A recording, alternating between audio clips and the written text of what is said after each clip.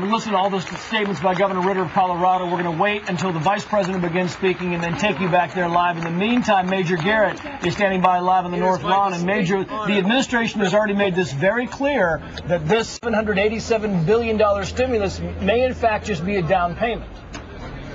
Well, it's a down payment on lots of things that the government is going to continue to do. Now, Robert Gibbs, the White House press secretary, was asked on Air Force One as the president made his way to Denver, is the administration contemplating, does it think it will need a second economic stimulus plan? He said there are no plans for it currently.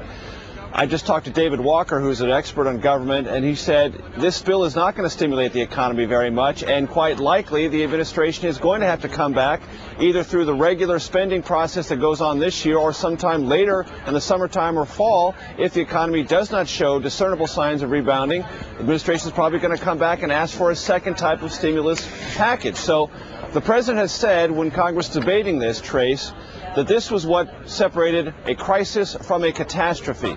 Well, if the president doesn't start showing results economically that make that crisis seem smaller and nowhere near a catastrophe, he may be in a political situation where he either has to ask for more money or explain what happened to the first round of the stimulus package. Well, Major, with the Democrats completely in control here, what is at stake for President Obama politically? Well, it's very simple, Patty Ann. Right now, if you look at the polling data on the stimulus bill runs anywhere from 10 to 20 points behind President Obama's personal popularity and leadership qualities. Eventually, if not starting at the moment he puts pen to paper today, those two polling data, pieces of data, are going to merge. The president is going to be married to the stimulus bill. It's his bill. He can say it was written in Washington, it was written by Congress, but he advocated strongly, strenuously, went around the country saying this bill needs to be signed, it needs to be passed, and it needs to be passed in a big, big hurry. Well, he got the bill, he got it passed in a big hurry. Let's just think about this for a second. We're in the middle of February. If you compare this to the first 100 days of FDR during the Great Depression and how much was spent then and how many programs were put in place, this amount of money, number one, is larger. Number two, it's been dealt with by Congress much more rapidly than were the spending programs put together and signed by FDR in the first 100 days of his administration. So everything is happening faster, as the president asked for. If the economic results don't begin to happen rapidly, then the stimulus bill, which is not as popular as he is, will begin to converge with his own personal popularity and could bring that back down. Major, when you say rapidly, I know you're going to be in these White House briefings every day, putting Robert Gibbs' feet to the fire on this. How long is the honeymoon period? I mean, we're going to start the clock here a few minutes from now when this bill is signed. How long? Is it a week? Is it 6 months? When do we say, look, we need results on this thing, lest we go back and look for more money?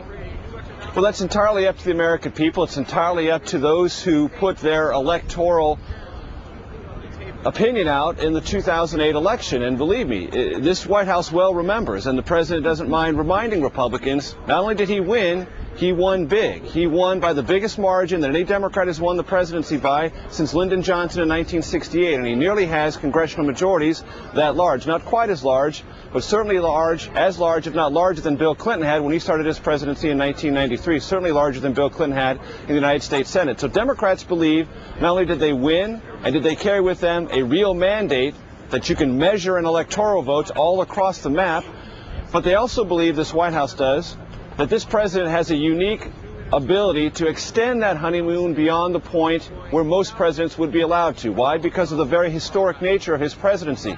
And I think we can already see that in the polls. There really hasn't been any diminishing results for the president personally as far as leadership qualities, even though the last 2 or 3 weeks have been a bit rocky, a bit choppy. I mean, I think under any other normal circumstances, the fact that the HHS secretary had to withdraw, that there was tax problems for the Treasury secretary, that the rollout of the big bank financial package fell like a thud at Wall Street, and that the Commerce secretary twice had to withdraw, those things would accumulate and begin to knock down polling numbers. That hasn't happened for President Obama. He still retains a tremendous amount of personal strength in his own personal relationship with the American people and the electorate at large. As long as that continues, he's going to have a much wider degree of latitude than most other presidents faced with the same kind of problems. So it's all up to the American people. They seem right now to be of a mind to give him a chance, to give this Democratic Congress a chance, let them work their will, let them work their way, and see how things shake out. By summertime, that's usually the point of reckoning that no president can avoid, and under these difficult economic times, it's hard to say. If things are so